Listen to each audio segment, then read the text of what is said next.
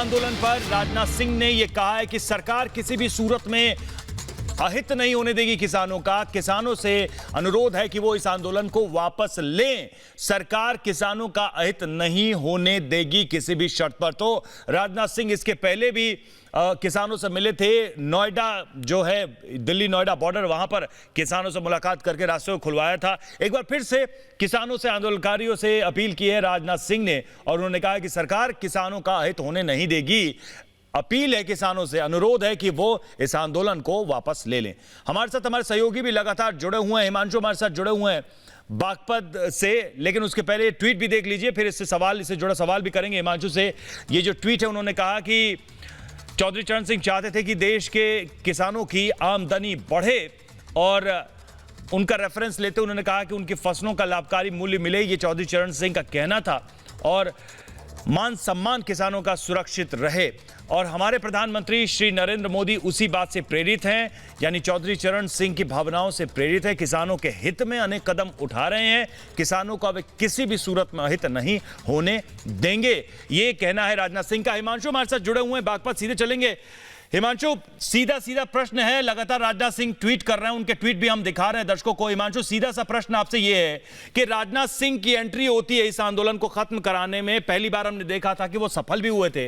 वो बार बार किसानों से, खासकर उत्तर प्रदेश के किसानों से, क्योंकि उत्तर प्रदेश के किसानों में उनकी अच्छी खासी अपील है, उनसे कह रहे हैं कि आंदोलन वापस ले। चौधरी चरण सिंह की भावनाओं का ध्यान रखती है ये सरकार। ऐसा नहीं लगता कि पूरा का पूरा जो सरकार की जो टीम है, नरेंद्र मोदी की जो टीम है, वो इस काम में लगी है किसानों को कन्विंस करने में, और शायद ये थोड़ी देर हो गई है, शायद ये थोड़ी देर हो गई, इसलिए वजह से इतनी मेहनत करनी पड़ रही है अब पूरी की पूरी टीम को?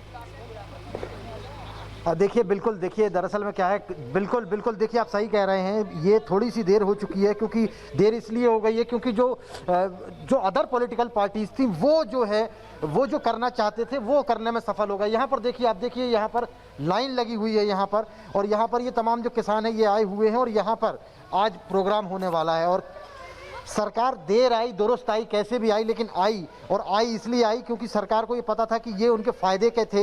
ये जो बिल है ये किसानों के फायदे का है। सरकार ये बताने में थोड़ा सा लेट हो गई, शायद यही वजह रही कि राजनीति ज़्यादा हो गई। नहीं जी, मोदी जी के समर्थन में हम जो बिल उन्होंने पास करे हैं ये किसान हित के हैं। आपको क्या लगता है? सरकार बताने में लेट नहीं हुई, लोगों के समझने की गलती है। दूसरी बात यह है, जो हमारे कुछ दलाल टाइप लोग हैं, जो आड़ती हैं, जो मोटा मुनाफा इनसे कमाते थे, उन लोगों को दिक्कत है। बाकी सरकार तो सभी रास्ते खोले हुए हैं, और वो कह रही है बार बार कि कभी भी वार्ता के लिए तैयार हैं हम, और आओ।